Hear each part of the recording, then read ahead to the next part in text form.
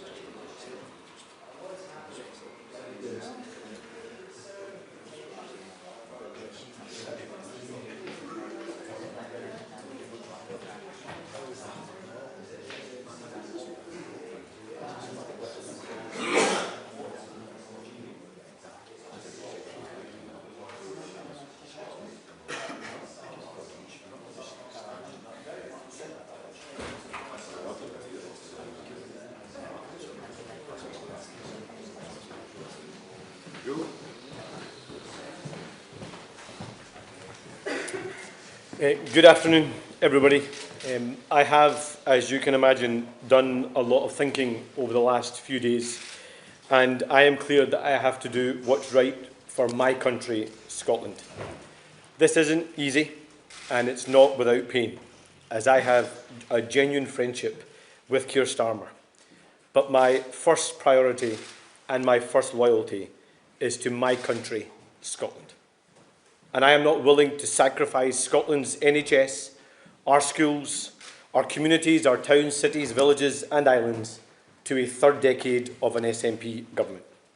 That's why the distraction needs to end and the leadership in Downing Street has to change. It is so obvious that we desperately need change in Scotland. And in 3 months' time, the opportunity to get rid of a failing SNP government is one that is too important to be missed. We cannot allow the failures at the heart of Downing Street to mean the failures continue here in Scotland. Because the election in May is not without consequence for the lives of Scots. We have an NHS crisis where too many Scots can't access the treatment they need and when they need it. We have a housing emergency with more than 10,000 Scottish children homeless right now. And we have too many young people not feeling safe at school or on our streets or missing out on the opportunities they deserve. And we have an SNP government that is addicted to secrecy and cover-ups with devastating consequences. That's why I have to be honest about failure wherever I see it. The situation in Downing Street is not good enough. There have been too many mistakes. They promised they were going to be different, but too much has happened. Have there been good things? Of course there have, many of them, but no one knows them and no one can hear them because they're being drowned out. That's why it cannot continue. I am proud to have played my part in removing a Tory government that was doing so much damage to Scotland. And having a Labour government matters. I am proud of my Scottish Labour MPs who did the hard work, persuaded our fellow Scots, ran a historic and successful campaign, and who have spent every day since fighting for Scotland's interests. I'm proud of these Scottish Labour ministers serving at every level of government, delivering for Scotland. I want them to stay in government because I said right at the start that my first priority and my first loyalty is to my country, Scotland. That's why they must continue to defend and protect Scotland's interests. Keir Starmer is a decent man, and it is no secret that I have always got on well with him, and he has dedicated his life to public service. I have also dedicated myself to public service, and I need to decide what I'm willing to accept and what I'm willing to tolerate. The people of this great country, Scotland, are crying out for competent government, for transparency, for honesty, and for delivery. They want to see politics that is open and accountable. They want to see leaders who put the national interest before themselves. That is the standard I will always apply. In 3 months, we have an election that must be about one thing and one thing only: Scotland. That is my duty, that is my priority, that is my loyalty, and that is Scotland's choice. Thank you. I'll open up for some questions. I'll take Glenn Campbell from the BBC. Anas Sarwar, just spell out why you want change and why you think that will end what you call distraction. Wouldn't it just plunge your party and the country into further chaos as a new leader is sought? I think the reality is, Glenn, that there are so many achievements of a UK Labour government, so many good things that are happening across our country. But if you ask people, they can't see them and they can't hear them because the leadership in Downing Street has become a huge distraction. And I've had to think about my own priority, and my own priority, my first loyalty, is to Scotland. And Scotland needs to fundamentally take the opportunity for change here in Scotland in 3 months' time. But who do you want to replace Keir Starmer? And if that Look, let me be leadership contest, won't that cause months of chaos? Let me be really clear. I am not supporting or backing any alternative or any candidate. This is not about MPs versus MSPs. This is about what is right for Scotland. And it is for the UK Cabinet, it is for Downing Street, it is for the UK Labour Party to decide any process, any timeline, and what comes next. Colin Mackay from STB. You told me on Thursday you thought that Keir Starmer would still be Prime Minister come the election in May. What's changed since Thursday? Well, what I said to you, Colin, was that yes, he could, but we needed answers. And I think, to be honest, the answers and the issues are much broader now. There have been too many incidences where the wrong judgment calls have been made. There have been too many mistakes, and that is distracting from the vital work of government, and it's also distracting from the big choice that people in Scotland have to make in 3 months' time, and that's why I think it needs to change in Downing Street. Have you told the Prime Minister about this statement before making it? Yes, I spoke to the Prime Minister earlier today, and I think it's safe to say that he and I disagreed. Conor Gillies from Sky. Anas Sarwar, one of your own Scottish Labour MPs is reacting to what you're saying here, calling it idiotic, immature, incoherent and self-defeating. It's playing right into your opponent's hands, according to that senior figure. Have you done this to blame the Prime Minister if you failed to become First Minister in May? And second of all, if you don't mind, last year you called Peter Mandelson an old friend when it was public knowledge that he had links with Jeffrey Epstein. How do we take you seriously in cleaning up politics when one of your own Scottish Labour MSPs is best friends with a convicted paedophile? Well, let me first say that the approach of briefings I have always called out. And that's why I'm not taking the approach of briefing, I'm not taking the approach of talking to journalists in private. I'm being upfront and honest about my view and my first priority and my first loyalty being to Scotland, and that's why I'm doing what I believe is best for Scotland. And let me also be clear that Peter Mandelson is not someone or something I want to be associated with I met him in his capacity as the ambassador ambassador to the US because that was the right thing to do in Scotland's interest. But should he have been appointed the ambassador? No. Should he be a member of the Labour Party? No. Should he have a seat in the House of Lords? He shouldn't, and it's right now that he is investigated by the police. Peter Smith from ITV. Who else did you speak to about delivering this speech today? Who knew that this was coming? Look, I've obviously spoken to those in my own team. I have had many conversations with many figures across the UK Labour family, both in government and out. And I've been really honest with them about my view, the situation we're in, how I believe this is intolerable, and that I am going to do what I think is right for my country, Scotland.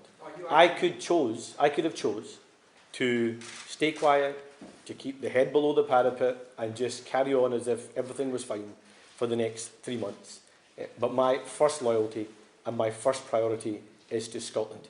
And Scotland so desperately needs a different kind of government in Scotland. I mean, you think about some of the things I've been speaking about in the last few weeks. We have had the most intolerable cover-up at the Queen Elizabeth University Hospital, where lives were lost, families were lied to, staff were gaslit. Do we really want to sacrifice Scotland's NHS to a third decade of the SNP? We have children that are feeling unsafe in the classroom or on the streets because of knife crime or the challenge of mobile phones and social media. Do we want a government that's going to stand up on those issues and fight young people's corner? Do we want to sacrifice another generation to SNP government? No.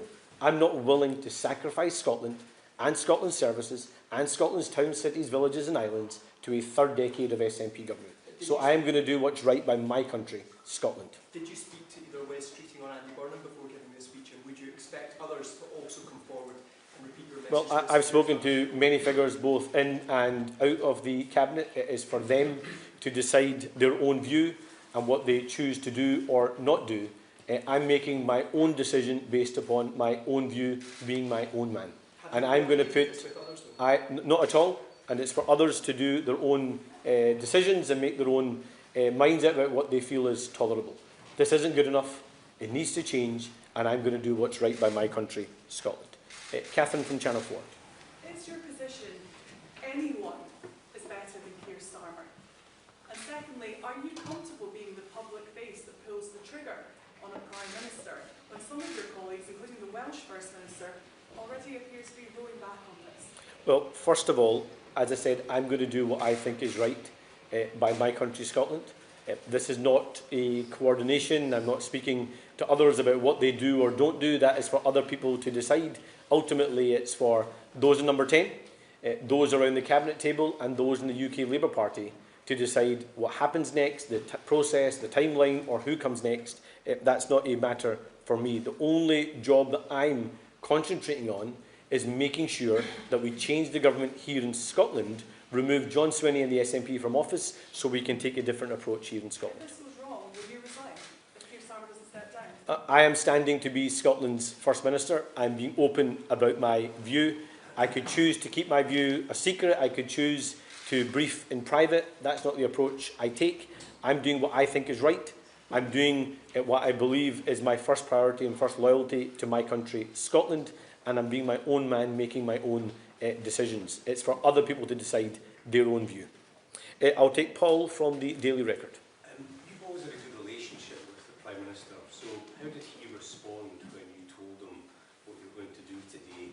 And is it possible for you to win the election if he stays in post? Well, let me first of all say, there is probably no one in Scottish politics that's had a better relationship with Keir Starmer or a closer friendship with Keir Starmer than I have. He is someone that I have campaigned alongside, worked alongside for the last 5 years in my role as leader, someone that I campaigned ferociously for to make sure we could get rid of a Tory government, and someone who I have supported in the last 18 months. So does this cause me personal hurt and pain? Of course it does. This man is someone that I regard as a friend and who I have a certain level of loyalty to. But my first priority and my first loyalty has to be to my country, Scotland. and that's the decision I have made. In terms of the election on the 7th of May, the two candidates for First Minister are me and John Swinney. And that's the choice people have in Scotland. A third decade of the SNP with all the failure that we have seen, or a First Minister that's going to put Scotland first, Scotland's towns, cities and villages first, and Scotland's NHS and public services first. That's the platform I'll be standing on, and that's what I hope to persuade people of over the next 3 months. Mark from the Sun. Oh, sorry, Mark, didn't see you there. Going back to what you just said about your knowledge of Peter Mandelson, you described that tweet as your old friend. So it's not like you just met him on that one occasion as an ambassador. So how long have you known Peter Mandelson? How long have you known about his links to Jeffrey Epstein? And why didn't you demur when you were asked to meet him on the steps? And to go back to the other question, if Keir Starmer stays, will you go? So I have known Peter since around 2021. I obviously spoke to him in Washington when I was there to defend and protect Scotland's interests, partly through Tartan Week, partly through the negotiations at the US-UK trade deal and all the importance that has for our country. I didn't appoint him US ambassador, he was appointed as US ambassador, and it was right that I had those conversations with him to protect Scotland's interests. But is that someone that I want to be associated with? No. He has betrayed this country, he has betrayed the party he was once a member of, and he has betrayed the public in terms of his actions and his relationship with Jeffrey Epstein. And to the other point you make, it is now for others to decide any process, any timeline, and who the next Prime Minister may be. I'm going to spend all my time concentrating on removing John Swinney, changing the government here in Scotland, and making sure we deliver the new direction Scotland needs. Thank you all so much. If people decide he should stay, will you go? Well, that's for them to decide. I'm only answerable to one group of people. That's the people of Scotland. That's who I serve. That's who I stand for. That's who I'm campaigning for. And that's the people I want to deliver for. I only have one relationship and one loyalty that matters most to me, and that's to Scotland. Thank you.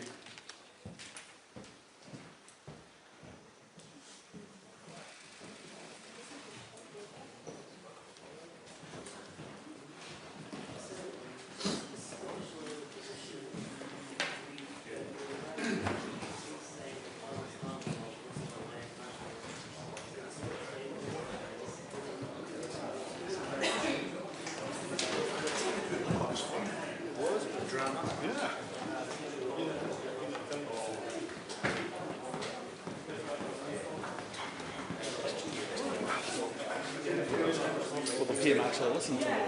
Sorry? Will the PM actually listen to me? Well, no. That's what I was wanting to ask him. What did he say?